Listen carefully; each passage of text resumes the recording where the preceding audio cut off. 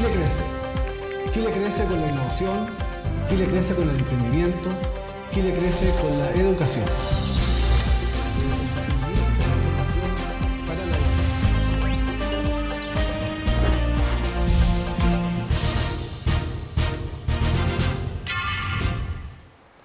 Chile crece. Chile crece con la innovación, Chile crece con el emprendimiento, Chile crece con la educación. Bienvenidos a un nuevo programa de Chile Crece, donde como siempre tenemos interesantes invitados para compartir con ustedes algún tema de actualidad. Hoy, junto a los telespectadores de provincia y de todo el país que nos acompañan, tanto a través de la señal de televisión nacional evangélica y también a través de la señal de los canales regionales de Renatel, vamos a conversar sobre la educación y dónde están los espacios de mejora, pero no en la discusión estratégica, país, no sé si decir filosófica, ideológica, económica, que todo eso es relevante, sino que qué pasa en el aula, qué pasa con el estudiante, y es ahí donde nos queremos centrar en este programa. Para eso tenemos dos interesantes invitados. En un programa anterior ustedes ya conocieron a uno de ellos, que lo quisimos invitar porque su experiencia nos parece notable, al profesor José Orellana. José es profesor de Lenguaje y Comunicación en el Colegio Inglés San Luis Gonzaga de Puente Alto. José, muchas gracias por acompañarnos. Muy buenas tardes. Y también queremos darle la bienvenida a una persona de Galileo que tiene responsabilidades en proyectos no solo en Chile, sino que también en México, en Perú, en Colombia, y ella está muy al tanto de lo que sucede con innovación en el aula en estos 4 países. Hemos invitado a Paula Aranguis, ella es Project Manager de Galileo, para que nos acompañe también. Paula, bienvenida a nuestro programa. Gracias a ti por la invitación, Fernando. José, estábamos hablando de dónde están los espacios de mejora. Porque siempre uno en la educación escucha malas noticias, como que todo nos pesa, como que la esperanza se va y como que la educación es una carga para el país, para los profesores, para los estudiantes, para los padres. Pero ¿dónde están los espacios de mejora? Siempre la luz entra por alguna ranura.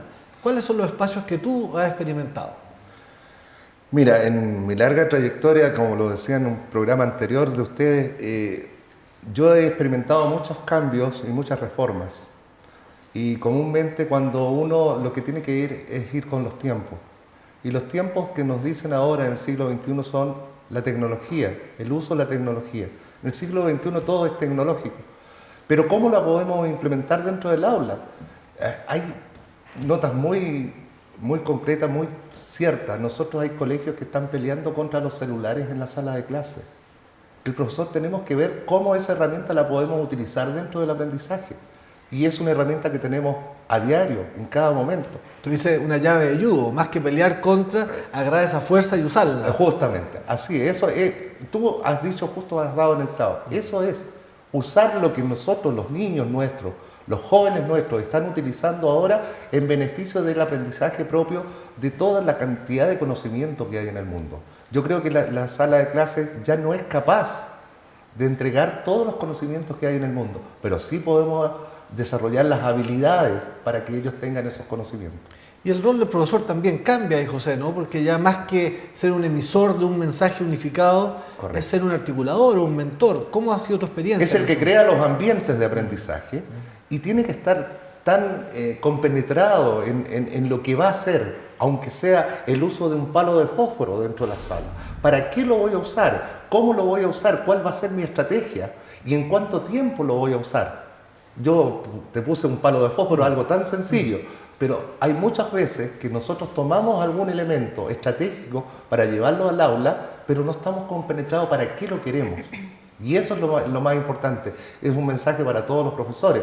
Yo llevo más de 40 años en esto y cada vez he tenido que ir cambiando con los tiempos. Bueno, hay que mantenerse en forma, dice. Sí.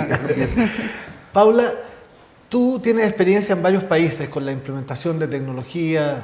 Yo sé que tú has participado en proyectos nacionales en Colombia, en proyectos de la Presidencia de México, en proyectos en Perú. ¿Qué pasa en otros países respecto a la tecnología? ¿Cómo está siendo usada? ¿Son los mismos desafíos? ¿Cómo estás viendo tú ese fenómeno? Bueno, cada país tiene una realidad diferente y por supuesto que sus necesidades son distintas también. Te puedo contar, por ejemplo, que en México, dada la geografía, hemos implementado un sistema offline que permite hacer llegar a Galileo a establecimientos que no tienen acceso a Internet, de donde no disponen de recursos tecnológicos, por ejemplo, para desarrollar sus clases.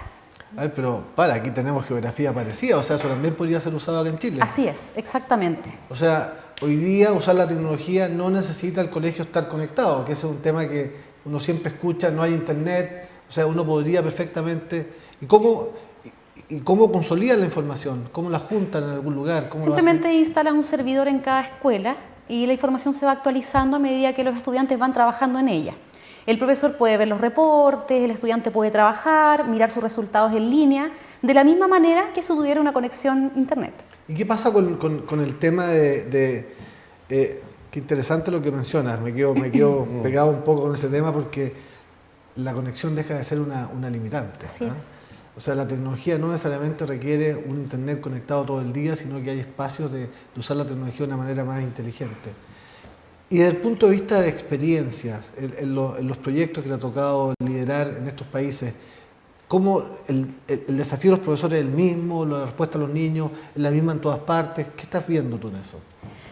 Bueno, depende de la perspectiva, digamos que las realidades son diferentes, como te mencionaba anteriormente. Así en Colombia tenemos un proyecto que se llama Supérate con el Saber, que es a nivel ministerial y que se finaliza con un concurso nacional, presidido justamente por el presidente Santos. ¿Ya? Él lo dirige con la ministra de Educación al lado, una cuestión sumamente interesante donde los chicos participan, se motivan y los profesores también lo hacen. Ellos validan que este tipo de tecnologías es práctica, es eficiente y es eficaz también. Interesante, o sea, en ese caso el mensaje está dado por el propio presidente, o sea, con eso está marcando una pauta que el presidente, ¿y esto qué? ¿Lo hace en un reality, en un show televisivo? ¿Cómo es? Finaliza televisado. ¿Por qué se finaliza? ¿No es un evento? ¿Es un proceso? ¿Cómo? Es un proceso. Se inicia con fases zonales, ¿ya? En donde los estudiantes se matriculan libremente, el profesor se hace cargo de monitorear un poquito el avance, y una vez que ya van pasando las etapas de las pruebas zonales, se llega a una final. Y en esa etapa final se hace un proceso, digamos, muy lindo que es televisado y que es especie de reality. Galileo, ¿cierto? Ahí presta lo que es el sistema tecnológico para que los estudiantes puedan rendir su evaluación final en vivo y en directo. O sea, ¿tienen un proceso de acompañamiento y nivelación de cuántos meses? La nivelación dura aproximadamente 2 a 4 meses, dependiendo del año. O sea, no es una foto como las típicas Olimpiadas que sacan una foto, sino que es un proceso que... Por eso te digo, el Ministerio de Educación se hace cargo. Qué interesante, porque ahí estamos viendo varias cosas. Por un lado, por lo que comentas, hay un proceso de nivelación. La educación se transforma en una buena noticia y lo lidera el presidente. O sea, hay tres cosas ahí que son, bueno, bonito proyecto. Casos de eso podemos hablar emblemáticos, pero de pe a pa. Está, por ejemplo, un chico del Amazonas que ganó la prueba, llegó a la final, que se atrasó porque no alcanzó el vuelo, porque no sabía que tenía que estar 3 horas antes en el aeropuerto, y le dejaron rendir su prueba y ganó. Y el tipo había estado 17.000 y fracción minutos en la plataforma, nivelándose y practicando. Entonces, si tú te fijas, en realidad, cada realidad tiene ciertos sus diferencias, sus matices, pero lo que dice como conclusión es que la tecnología, si se implementa de acuerdo al contexto, si los participantes involucrados tienen la disposición para poder llevar a cabo los procesos como corresponde, los resultados se generan sí o sí. ¿Y cómo ves tú, José, ese proceso? Porque tú tienes la experiencia en Chile, en el día a día, con los muchachos, con los niños, con los jóvenes. ¿Cómo se van metiendo ellos a este juego la tecnología? ¿Es un proceso? ¿El proceso es más duro para ti como profesor que para ellos o para tus pares? Porque, mira, lo que yo he podido captar, el proceso de llegar a la tecnología es natural, ellos son nativos, tú lo decías al principio, pero ellos han llevado esto de la tecnología hacia el juego, hacia la recreación.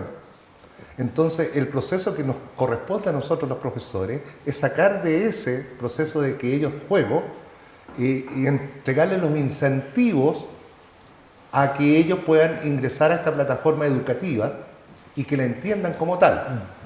Y es por eso que en el colegio lo que se implementó es que nosotros elegimos por 2 horas de clase, o sea, estamos hablando de 90 minutos, un solo tema, donde se desarrollan el aprende mirando, el practico, y después de haber practicado bastante, hacer la evaluación correspondiente. Y el alumno que logre el 100%, nosotros como son 2 horas, hay algunos que dicen tienen 90 minutos para realizarlo, pero hay niños que son muy rápidos, en un par de minutos, 5 o 10 minutos, ya tienen conocido el tema o ya tenían conocimientos previos del tema, entonces se les fue más fácil la evaluación, entonces llegan al 100%. ¿Y qué le entregamos nosotros? No tenemos mayores recursos como para hacer a lo mejor un reality y entregarle premios por el estilo, pero lo que más les gusta a ellos es tener acceso a internet libre, donde ellos puedan hacer. Entonces, el alumno que logra en la evaluación, logra el 100%, ese alumno puede seguir viendo al profesor, chequeando al profesor que ha logrado el 100%, el resto de los minutajes que le quedan de la clase, él puede estar en Facebook, en Twitter, en lo que ellos quieran hacer. Qué interesante experiencia. O sea, es un incentivo para poder lograr lo que nosotros queremos. Y además, qué interesante lo que dices, porque al final estamos hablando de que cada alumno aprende a su propio ritmo. O sea, hay niños que son más rápidos. Más rápidos, sí. O hay niños que son más rápidos en ciertos temas. Sí. O sea, por lo tanto, tú con eso empiezas a diferenciar. No se te desarma la clase tampoco, porque si le das el resto, lo que queda, digamos, se lo das como recreación, internet libre. No, y el silencio es sepulcral. O sea, si tú dentro de una sala de clases sientes un murmullo, en la sala de informática que tenemos 35 computadores, y en esos 35 computadores cada uno está en su pantalla. O está trabajando en Galileo, o está en lo que a él le gusta. Comúnmente lo que más les gusta es ver videos en YouTube. Mira, tienen sus modas, se pasan sus datos. Claro. Y desde el punto de vista de mejora de aprendizaje, Paula, porque está cierto la típica disyuntiva esta que siempre decimos que cambiar la educación toma una generación, pero ¿hay mejoras en corto plazo? ¿Cómo se miden esas mejoras? Sí, hay mejoras. Ahora, quiero contarte un poquito del contexto y cómo se generan estas mejoras. Nuestra plataforma aborda desde 2 puntos de vista el aprendizaje. Primero, entrega el currículum del año de los estudiantes de tercero básico a cuarto medio a través de ejercicios, de evaluaciones, lenguaje y matemática. Yeah. Y lo que hacemos nosotros, ¿cierto?, es entregar el currículum que entrega el Ministerio de Educación, entregamos ciertos videitos, PDF. Hay un material expositivo que mencionaba el profesor José Orellana que se llama Aprendo Mirando. En el Aprendo Mirando el estudiante puede ver estos videos, PDF. Por ahí escuchaba la importancia de abordar las 3 áreas en formas de aprendizaje: visual, auditivo, kinestésico. Tenemos los 3. El estudiante pasa a una segunda fase en donde ejercita. Ejercicios equivalentes entre sí para todos los estudiantes, pero no iguales. Por lo tanto, no se pueden copiar. O aprendo a hacerlo bien, o, bueno, veo la respuesta, retroalimento, etc. Y finalmente evalúo mi aprendizaje. Pero lo más importante, además del acompañamiento del currículum, es otro elemento que es fundamental y que nos da una propuesta de valor muy diferenciadora. Y es que el estudiante inicia con un diagnóstico y el sistema le permite obtener, digamos, una radiografía de todos los conocimientos previos que el estudiante necesita para abordar de manera óptima el currículum de ese año, que en pedagogía lo llamamos conductas de entrada. Yo también soy de profesión profesora de matemáticas, así que de este tema sé bastante, y me apasiona mucho el poder ver cómo un sistema optimiza una ruta de aprendizaje. Imagínate tú el tiempo que le puede tomar a un profesor aplicar un diagnóstico, obtener las preguntas erróneas, ver cuáles son los conocimientos previos no adquiridos y recién empezar a planificar un sistema para nivelarlos. Bueno, esto Galileo lo hace en línea.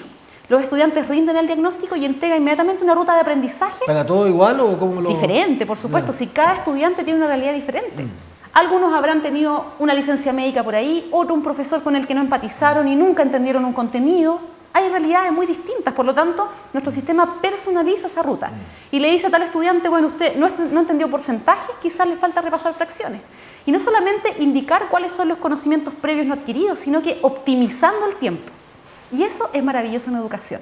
Entonces, respondiendo a tu pregunta, ¿genera mejoras? Claro, porque el estudiante se nivela de partida, es decir, vamos a abordar todos los conocimientos previos que en años anteriores no pudieron ser abordados y por lo tanto, una vez que aborde, que me nivele, voy a poder adquirir el Pasar currículum el de ese programa del año año de verdad. y O sea, entenderlo por fin, entender que es español, que es está lo en el que- mismo idioma. Es lo que la abuelita decía mala base, como Claro, como me gusta decir la a mí, mala base. porque así lo aprendí yo, esa era la mala base.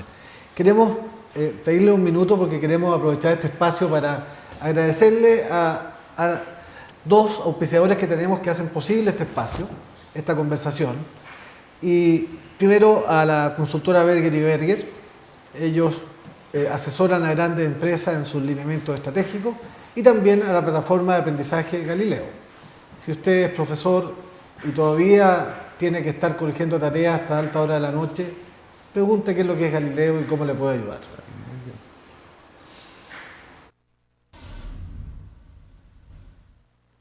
¿Qué es Galileo? Galileo es una plataforma educativa sobre Internet que funciona tanto a nivel escolar como universitario en entidades de diversos países de América Latina, evaluando, ejercitando, nivelando y gestionando las habilidades y conocimientos de los estudiantes. Galileo está presente en Chile, Colombia, México y Perú, y beneficia a más de 1,5 millones de estudiantes en todos los niveles, escolar y educación superior, entregando herramientas para un mejor desarrollo académico. Estamos en una interesante conversación sobre educación y tenemos a dos distinguidos invitados. A uno que ya conocieron en un capítulo anterior, al profesor José Orellana, profesor de Lenguaje y Comunicación del Colegio Inglés San Luis Gonzaga de Puente Alto, y a Paula Aranguis, ella es Project Manager de Galileo y con experiencia en varios países en proyectos de informática educativa. Estábamos hablando con el profesor Orellana, estábamos hablando de qué le significa a un profesor no tener que hacer tareas. ¿Cómo ha sido tu experiencia en eso de cómo estás manejando la tecnología para evitarte las tareas y qué significa eso para ti? Mira, esto en nuestro país ahora, con la jornada escolar completa, se trató de evitar que los niños llevaran tareas a la casa. Pero nosotros sabemos que esto debe estar repasando constantemente y hubo sugerencias del ministerio de que las tareas se hicieran en el colegio. Pero poco a poco las tareas volvió igual, esto de las tareas. Y comúnmente el resultado encontrábamos que un alto porcentaje, un 80, un 90% de los alumnos llegaban sin tareas hechas de la casa. Entonces yo, cuando empezamos a conocer la plataforma Galileo, empecé a buscar cuáles eran los temas más complicados de poder hacerlo y los daba como tarea para la casa. Y lo único que tenía que hacer es ver el resultado, los reportes correspondientes, ver el resultado. Si los resultados eran sobre el 70-80%, significa que lo había trabajado en la casa. Si los resultados eran bajísimos, significa que no hizo absolutamente nada. O en algunos, 0, significa usted no la hizo y tú teniendo la oportunidad. Entonces, eso me ha dado un resultado enorme de respuesta del alumnado, de saber que el profesor sabe exactamente, a través de la plataforma, nosotros podemos reconocer los resultados inmediatos, la inmediatez, como hablábamos en programas pasados, la inmediatez que pide este siglo XXI, de los resultados, sobre todo para tomar las medidas necesarias. O sea, ya no te toca llegar a la casa a corregir. No, mi casa es mi casa y tengo que disfrutar de mi familia, ¿no? Qué Para buena, eso está. Qué buena cosa, qué interesante lo que menciona José, porque de alguna manera se habla de que hay que dignificar el rol del profesor en el sentido de dejarle espacio a una vida sin las presiones que hoy día Por tiene. supuesto. Y también con la posibilidad de ver que sus alumnos están mejorando. Hay como un incentivo, Es la gran digamos, preocupación esa. a que la vocación de profesor que uno lleva adentro, digamos, se pueda desarrollar. Correcto. Y tu experiencia en términos de rol de profesora, ¿te ha tocado ser profesora usando Galileo? Sí. ¿Y cuál ha sido tu experiencia en eso, Paula? Ha sido muy buena porque básicamente lo que hace Galileo es todo ese trabajo que tú tienes que llevarte para la casa, los fines de semana, y lo más importante, la planificación. Porque la planificación de cómo voy a ordenar los temas, de por qué tema voy a partir. Cuando tú ves un contenido en matemáticas, lenguaje, la asignatura que sea, hay una serie de conductas de entrada. ¿Cuáles son esas conductas de entrada? ¿Cuáles debo trabajar? ¿Cuáles son las más relevantes? Bueno, te vas al reporte Galileo y te dice inmediatamente en qué conductas de entrada los estudiantes obtuvieron menos logros. Listo, selecciono 2, 3, veo 2 ejemplos y comienzo la clase con eso. ya optimiza mi tiempo. No necesito hacer una prueba de diagnóstico, no necesito darme muchas como dicen los vueltas. colombianos, está rascando donde pica. Exactamente. Está rascando donde pica. Bueno, pero yo sé que tú trajiste unas láminas de resultados. Así es, me gustaría compartirlas con O sea, ustedes. vamos a pedirle a la dirección que nos ponga los resultados.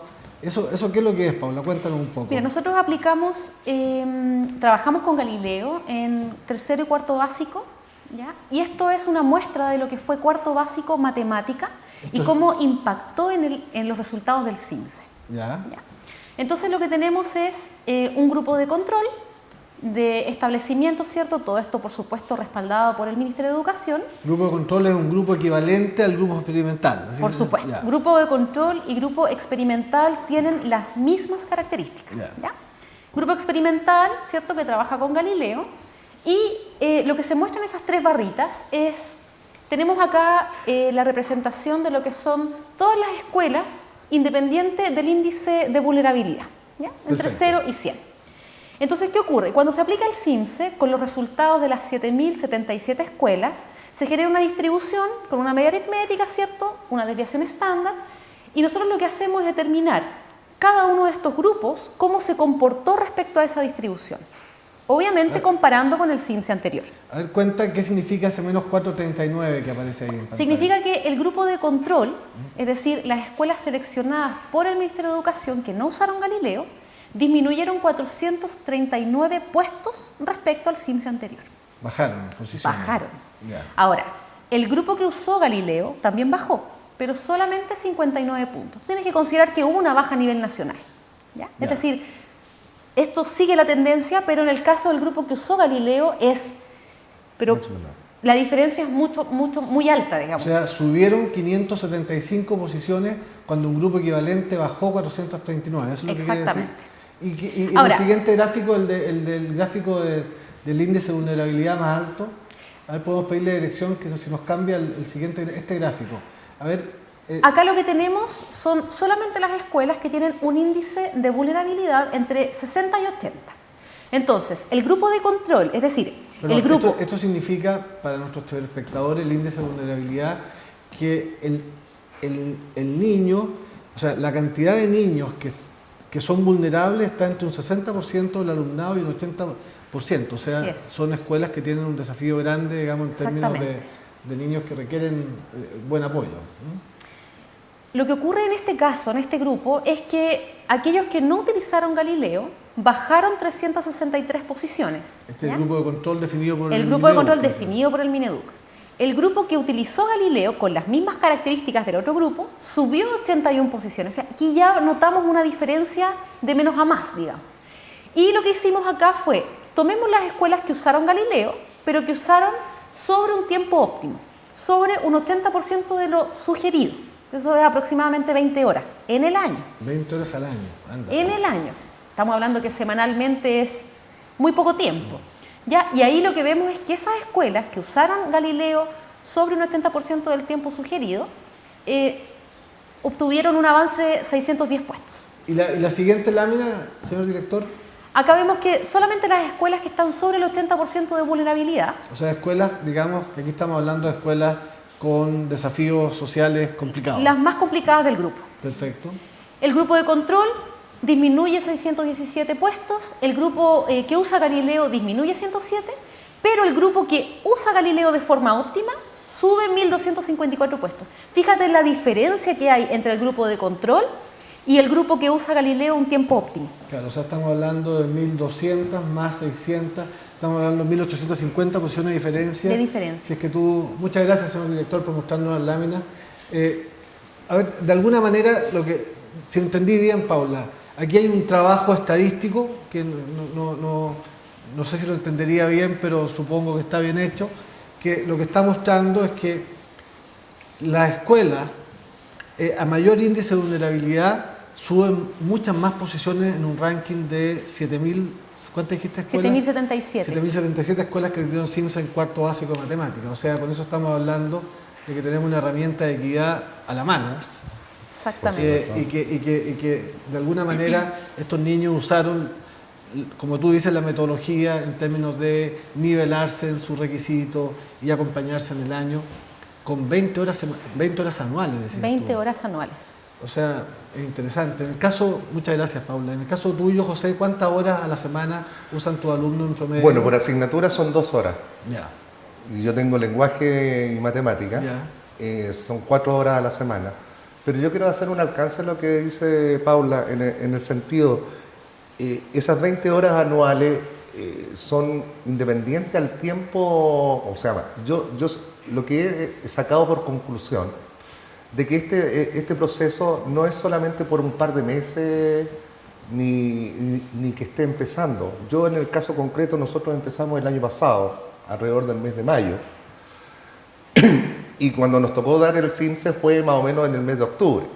Los resultados fueron muy dispersos en el sentido, pero sí en los resultados, digamos, de sus notas, nosotros vimos los cambios.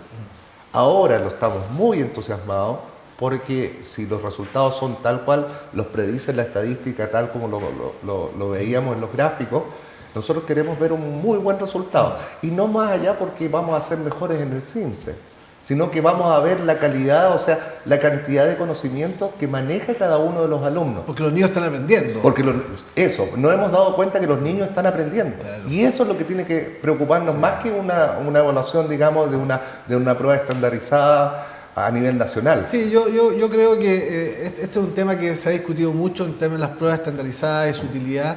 Es tomar la temperatura respecto a que efectivamente hay No estoy mejoras. en contra de ella. No, se debe hacer. pero es interesante tu punto, porque tú tienes aquí lo que está pasando en tu sala de clase, y tú dices, mis niños están aprendiendo, y eso Sí. a mí es lo que Eso es lo que me motiva preocupa. y lo veo directamente. Bueno, este programa, digamos, vuela, el tiempo vuela, sí. así que quería agradecerle la presencia, José, gracias por venir nuevamente y Muchas gracias a nuestra invitación. Gracias, Paula, por acompañarnos. Mucho No. éxito en los proyectos que están enfrentando en Chile y en otros países. Ojalá que les vaya mejor en Chile que afuera, porque así nuestros niños van a aprender más. Eso es lo que queremos, pero las métricas nos acompañan. Tenemos las métricas de impacto, así que falta que se suban al carro Lo solamente. de Colombia tráelo a Chile, ¿ah? También. Sí, Lo de Ah, Colombia es supérate. maravilloso. Es interesante, porque ahí hay un compromiso presidencial hacia abajo. Bueno, Sí. buenas prácticas que ojalá acá en Chile aprendamos a copiar. Muchas gracias por estar con nosotros, gracias a ustedes por acompañarnos en este programa y será hasta una próxima.